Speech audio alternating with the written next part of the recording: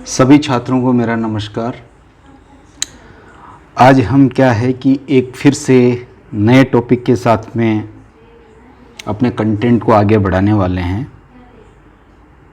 हम बात करेंगे बीएससी पार्ट फर्स्ट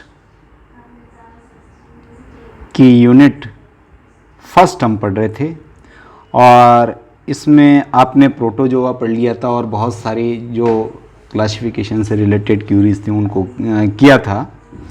आज हम यूनिट फर्स्ट का जो अगला टॉपिक है जिसे हम कहते हैं पोरीफेरा, जो फाइलम है पोरीफेरा, जो फाइलम है इसकी चर्चा करेंगे, यानी संघ पोरीफेरा के बारे में चर्चा करेंगे। और जो पोरीफेरा है इसके जनरल कैरेक्टर्स को हम देखेंगे कि वो कौन कौन से कैरेक्टर्स हैं जिनके थ्रू हम पोरीफेरा को स्पेशलाइज्ड रूप से बता पाते हैं। सबसे पहले बात आती है कि पोरीफेरा जो टर्म है वो बना हुआ किससे है, और पोरीफेरा जो है ये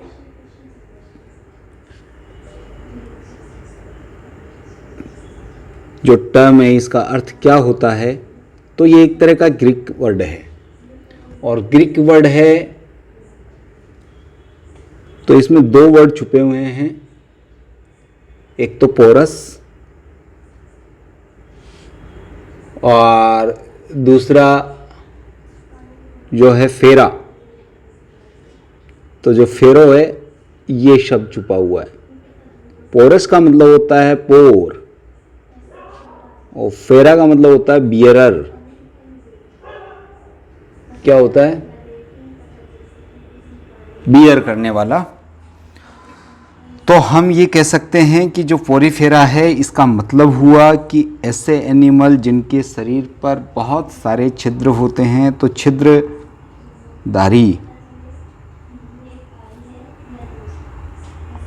प्राणी जो होते हैं जिनके शरीर पर बहुत सारे छोटे छोटे छिद्र मिलते हैं पूरी बॉडी सरफेस पे, तो ये एनिमल्स रखे जाते हैं पोरीफेरा में।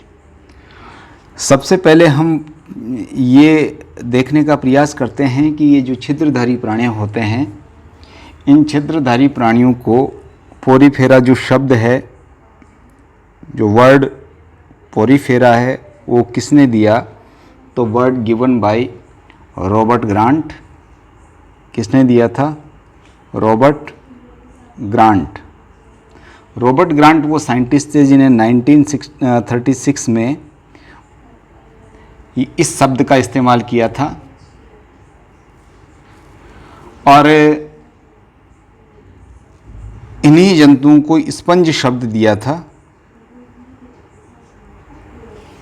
इन्हीं जंतुओं को हम स्पंज भी कहते हैं। और स्पंज जो है वो मेटाजोआ की शाखा पैराजोआ में आते हैं। स्पंज कौन सी शाखा में आते हैं, कौन सी ब्रांच में आते हैं? पैराजोआ में आते हैं। पैराजोआ में वो आते हैं जिनके शरीर पर बहुत सारे पोर्स होते हैं। हक्सले नाम के साइंटिस्ट और सोलस नाम के साइंटिस्ट ने मिलकर के ये बताया था कि पोरीफेरा वास्तव में प्रोटोजोआ और मेटाजोआ के बिटवीन होते हैं। तो पोरीफेरा कहाँ पे होंगे? पोरीफेरा जो है एक तरफ तो इनके आगे मेटाजोआ होते हैं और दूसरी तरफ इनसे पहले प्रोटोजोआ होते हैं। तो हम ये कह सकते हैं कि पोरीफेरा जो है मेटाजोआ को प्रोटोजोआ के बीच में कनेक्टिंग लिंक के रूप में स्टडी की जाती है। और ये जो बात है वो किसने बताई? हक्सले ने बताई थी और शॉलस नाम के साइंटिस्ट ने बताई थी। अब हम क्या करते हैं, जनरल कैरेक्टर देखते हैं कि जो पोरीफेरा प्राणी होते हैं उनके जनरल कैरेक्टर्स क्या हैं। तो जनरल कैरेक्टर्स में अगर हम देखें तो सबसे पहले जनरल कैरेक्टर देखिए आप, ये सारे के सारे क्या है कि मोस्टली ये सारे मैराइन होते हैं। कुछ जातियां इसकी फ्रेश वाटर में भी मिलती है। किस में मिलती है भाई? Fresh water. इसका मतलब अलवणीय जल में, कुछ समुद्री जल में। इसके साथ में और क्या देख सकते हैं, जो स्पंज हैं वो सेसाइल प्रकृति के होते हैं। सेसाइल का मतलब स्थानबद्ध, और कुछ सॉलिटरी होते हैं और कुछ क्या होंगे, कॉलोनियल होंगे। तो ये इनकी जनरल हैबिटेट की बात हुई कि कहाँ रहते हैं। इनका अगर शारीरिक संगठन देखें तो सेलुलर ऑर्गेनाइजेशन यानी लेवल ऑफ ऑर्गेनाइजेशन कैसा होता है, ये होता है आपके कोशिकीय स्तर का, लेकिन इसमें वास्तविक टिश्यूज जो होते हैं वो नहीं मिलते। इनका शरीर जो है छिद्रित होता है, यह एक फ्लावर पॉट के समान होता है, यह बेलनाकार होता है। सममिति देखें तो जनरली ये एसिमेट्रिकल होते हैं, एसिमेट्रिकल का मतलब असममित होता है, लेकिन कई बार इनके अंदर रेडियल सिमेट्री देखने को मिलती है। कुछ प्राणी ऐसे हैं जिनमें रेडियल सिमेट्री भी मिलेगी। इसके साथ साथ में अगर हम इनकी बॉडी वॉल की बात करें कि जो पोरीफेरा के प्राणी हैं उनकी बॉडी वॉल की बात करें तो बॉडी वॉल को आप देखिए कि इसमें दो तरह की परतें होती है, एक आउटर लेयर होती है और एक इनर लेयर होती है। जो आउटर लेयर होती है उसे हम पिनेकोडर्म कहते हैं। पिनेकोडर्म, डर्म का मतलब तो स्किन होता ही है, और इसे कहते हैं हम पिनेकोडर्म। और जो आंतरिक परत होती है जो अंदर की तरफ है बॉडी वॉल के, उसे हम कोइनोडर्म कहते हैं। तो दो तरह की डर्म इसमें मिलती है, पिनेकोडर्म और कोइनोडर्म। बीच में क्या होता है, मेसेनकाइम की एकोशिकीय परत होती है। सबसे बड़ी बात क्या है, इसमें कैनाल सिस्टम होता है। जो बॉडी है उसमें कैनाल सिस्टम मिलता है। कैनाल सिस्टम का मतलब यहाँ है नाल तंत्र। नाल तंत्र में क्या होता है, जैसे मान लीजिए कि ये कोई मैं एक प्राणी बना रहा हूँ, इसके ऊपर बहुत सारे छिद्र होंगे छोटे छोटे, नीचे से ये बंद होगा, ऊपर एक बड़ा छिद्र होगा, उसको ओस्कुलम कहेंगे, और जो छोटे छिद्र होंगे इनको ओस्टिया कहेंगे। तो कहने का मतलब वाटर जो है इन ओस्टिया के थ्रू अंदर आएगा और किसके थ्रू बाहर आ जाएगा, ये ओस्कुलम के थ्रू बाहर आ जाता है। तो कैनाल सिस्टम पूरी बॉडी में होता है। जल ओस्टिया के द्वारा प्रवेश करेगा, विभिन्न कक्षों में जाएगा, इसके अंदर एक स्पंजोसील होती है, उस गुहा के अंदर से भरेगा और उससे होकर के ये बाहर को गुजर जाएगा और ओस्कुलम से बाहर रखा जाएगा। अगर मान लीजिए इस ओस्कुलम पे आपने कोई ढक्कन लगा दिया या कोई कुछ सामान रख दिया, तो कुछ समय बाद में क्या होगा, वो अंदर जाएगा या बाहर आएगा, तो आप सीधा लिख सकते हैं कि बाहर, क्योंकि अंदर इन छिद्रों के द्वारा जो वाटर करंट अंदर जाएगा वो निकलने का रास्ता एक ही है, ओस्कुलम। अब इसमें मैंने दो परतें बताई, एक कोनोडर्म और एक पिनेकोडर्म। जो कोनोडर्म है, कौन सी, कोइनोडर्म। जो कोइनोडर्म है, अगर इसकी सेल्स को देखें हम, इसकी सेल्स को मैं निकालूं तो इस तरह से जो सेल्स होगी, इसके स्वतंत्र सिरों पर क्या लगे होंगे, कसाबिकाएँ, छोटी छोटी जो माइक्रोविलाई जैसी संरचनाएं नजर आएगी। तो ये कशाभिक कोशिकाएं हैं, इसलिए इनको हम कोनोडर्म कहते हैं और इनको कशाभित कोशिकाएं भी कहते हैं। और ये क्या करते हैं, वाटर करंट को पैदा करते हैं, यानी स्पंदन करने में लाभदायक हैं। पोरीफेरा शरीर के अगर इसकी कंटिकाओं की बात करें तो स्पंजिन प्रोटीन की, स्पॉन्जिन जो है, स्पॉन्जिन से बनी हुई कंटिकाएं इसके शरीर में मिलती हैं, कंटिकाएं। और इन स्पिक्यूल्स का जो स्राव है वो स्पेशल सेल्स के द्वारा होता है, उन सेल्स को जो कि स्पिक्यूल्स का या इन कंटिकाओं का स्पॉन्जिन प्रोटीन्स का जो सिक्रीशन करती है, उनको स्क्लेरोब्लास्ट कहते हैं। इस संघ के जंतु जो है सूक्ष्म आहार को ग्रहण करने का कार्य, जो फूड है उसको अंदर लेने में जो सहायक सेल्स हैं वो कोइनोडर्म होती है। कोइनोडर्म यानी कशाभित कोशिकाएं जो है वाटर करंट पैदा करने में और भोजन को अंदर लेने में सहायक होती है। अगर इनके बात करें न्यूट्रिशन की, न्यूट्रिशन, तो न्यूट्रिशन इनमें इंट्रा सेलुलर होता है, इंट्रा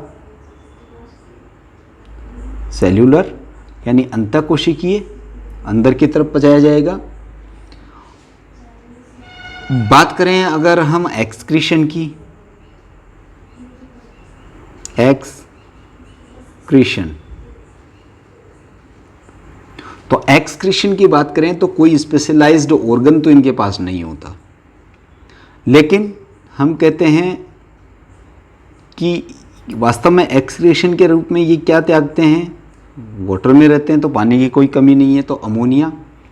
इसलिए ये कैसे प्राणी है, एमिनोटेलिक। कैसे प्राणी है, एमिनोटेलिक। अगर इनकी सेक्सुअलिटी की बात करें तो ये हर्मेफ्रोडाइट होते हैं।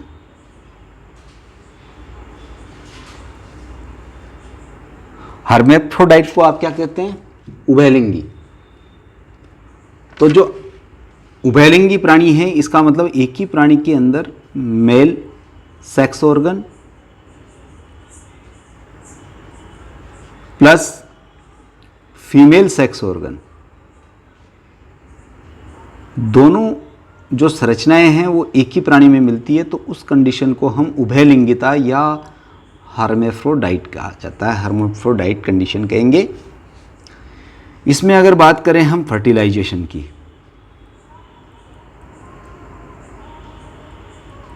फर्टिलाइजेशन का मतलब निषेचन यानी मेल एंड फीमेल गैमेट का फ्यूजन। तो ये वैसे होना चाहिए सेल्फ, लेकिन होता है क्रॉस, और क्रॉस का मतलब हो गया पर निषेचन होता है इनमें, यानी एक प्राणी में बने हुए जो गैमेट है मेल गैमेट वो दूसरे प्राणी के फीमेल गैमेट से मिलते हैं। अगर हम बात करें फर्टिलाइजेशन होता कैसा है भाई, तो फर्टिलाइजेशन जो है वो इंटरनल होता है। फर्टिलाइजेशन जो होता है वो कैसा होता है, इंटरनल,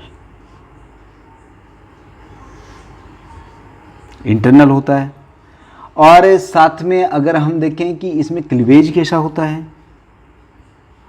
क्योंकि भ्रूण विकास के समय तो क्लीवेज विदलन की यानी इन सीक्वेंसल डिवीजन सीक्वेंस, वो भी mitotic division sequence in zygote, तो जो रिदमिक ये कंटिन्यूस एक सीरीज चलती है डिवीजन की, वो विदलन कहलाती है। और इसमें विदलन जो है होलोब्लास्टिक होता है यानी पूर्णभंजी, होलोब्लास्टिक क्लीवेज होता है। और इसमें रिप्रोडक्शन की अगर बात करें, रिप्रोडक्शन, रिप्रोडक्शन का मतलब होता है क्या, जनन। तो अगर जनन की बात करें हम, तो जनन जो है इसमें दो प्रकार का होता है। एक तो सेक्सुअल रिप्रोडक्शन हो गया, सेक्सुअल रिप्रोडक्शन को आप क्या कहते हैं, लैंगिक जनन। और एक आपका हो गया एसेक्सुअल रिप्रोडक्शन, एसेक्सुअल रिप्रोडक्शन। तो अलैंगिक जनन और लैंगिक जनन, लेकिन यहां बात आती है अलैंगिक जनन किसके थ्रू होता है, तो इसके लिए आपको दो मेथड यहां जो मेजर देखने को मिलते हैं।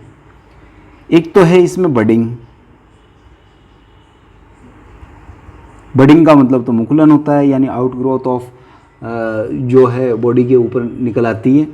एक इसके अंदर जिम्यूल्स होते हैं,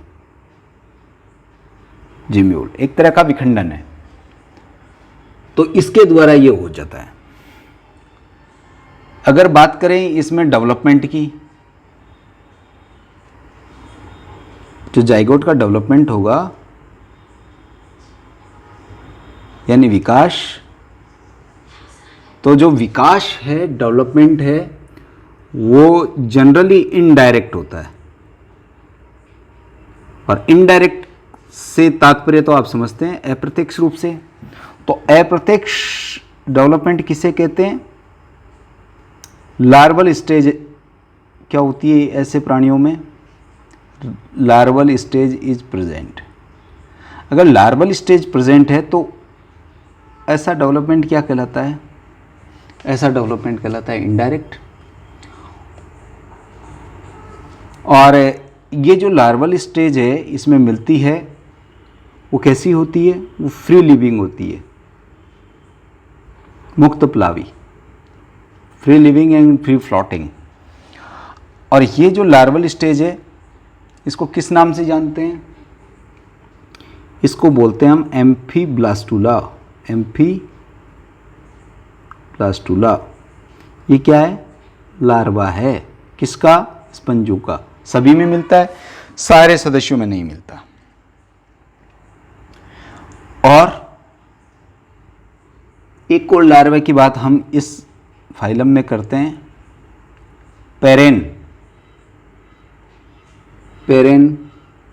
काई मूला।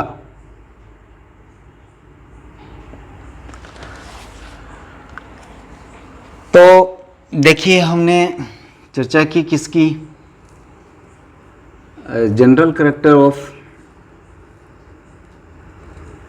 पोरीफेरा की। और जो जनरल कैरेक्टर थे पोरीफेरा के, उसमें हमने देखो क्या क्या देखे। एक बार मैं फिर से थोड़ा सा रिपीट करना चाहूँगा। सबसे पहले पोरीफेरा जो टर्म है, पोरीफेरा का ये पार्ट नंबर 1 पढ़ रहे हैं हम। पोरीफेरा का पार्ट नंबर 1 है। पोरीफेरा एक टू ग्रीक वर्ड्स से मिलकर बना हुआ है, पोरस एंड फेरा। फेरा का मतलब बियरर, बियर करने वाला, धारण करने वाला। तो ऐसे प्राणी जिनके शरीर पर बहुत सारे छिद्र होते हैं, तो छिद्रधारी प्राणी जो हैं वो पोरीफेरा संघ में रखे गए हैं। इसके बाद में अगर हम देखें कि साहब ये वर्ड किसने दिया था, तो 1936 में रॉबर्ट ग्रांट ने दिया था। और इन्हें स्पंज भी कहा जाता है, लेकिन हक्सले ने ऐसा कहा कि भाई मेटाजोआ और प्रोटोजोआ जो होता है, उनके बीच में जो स्थित प्राणी हैं वो सब पैराजोआ में आते हैं, यानी पोरीफेरा में रखे जाते हैं। और अगर इनके हैबिटेट की बात करें तो ये मोस्टली तो मेराइन के होते हैं, लेकिन फिर भी fresh water, free living, sessile, चिपके हुए किसी स्थानबद्ध रूप से, और सॉलिटरी और कॉलोनियल हो सकते हैं। सेलुलर जो इसका ऑर्गेनाइजेशन होता है, जैसे कि प्रोटोजोआ में आपने जो ऑर्गेनाइजेशन देखा था वो कैसा देखा था? वो देखा था आपने प्रोटोप्लाज्मिक लेवल ऑफ ऑर्गेनाइजेशन। यहाँ सेलुलर लेवल ऑफ ऑर्गेनाइजेशन। अगर सिमेट्री की बात करें तो रेडियल या एसिमेट्रिकल होते हैं, जबकि वहाँ प्रोटोजोआ में आपने बहुत सारे देखे थे। इनकी जो बॉडी वॉल है उसके दोनों तरफ की जो लेयर है, एक आउटर लेयर और एक इनर लेयर। जो आउटर लेयर थी वो जिन सेल्स से निर्मित होती है उनको हम पिनेकोडर्म कहते हैं, और जो इनर सरफेस है उस पे जो जिससे मेडअप होती है उनको कोनोडर्म कहते हैं। अब जो पिनेकोडर्म और कोनोडर्म दो तरह की जो सेल्स हैं, हम ये कह सकते हैं कि टिश्यूलर सिस्टम स्टार्ट होता है, लेकिन वेल डेवलप्ड या वेल ऑर्गेनाइज्ड टिश्यूज यहाँ भी नहीं मिलते। सबसे बड़ी विशेषता यहाँ कैनाल सिस्टम होता है, जिसके कई प्रकार होते हैं। और कैनाल सिस्टम का निर्माण जो है, शरीर पर मिलने वाले छिद्र और शरीर के अंदर मिलने वाली गुहा और शरीर के सतह पर एक बड़ा छिद्र जो कि आउटर गेट होता है, इन तीनों से मिलकर के कैनाल सिस्टम का निर्माण होता है। जो छोटे छोटे छिद्र पूरी बॉडी पे होते हैं उन्हें ओस्टिया कहते हैं। अंदर की गुहा को ओस्कुलम कहते हैं, और बाहर जो बड़ा छिद्र होता है जिसके जो कि निकालने का काम करेगा वो ओस्कुलम कहलाएगा।